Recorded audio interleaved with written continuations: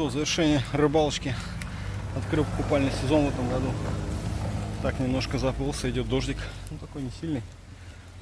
В принципе, туча только над нами. Сейчас пройдет, дождя не будет. Водичка такая. Когда заходишь, по ногам вроде тепло. А когда начинаешь плыть туда, такая обжигающая холодная. Ноги норм, а вот тело прям чувствительно. Ну, в целом класс, освежился. Сейчас будет ехать попроще. Вот сейчас бы зонт вообще пригодился.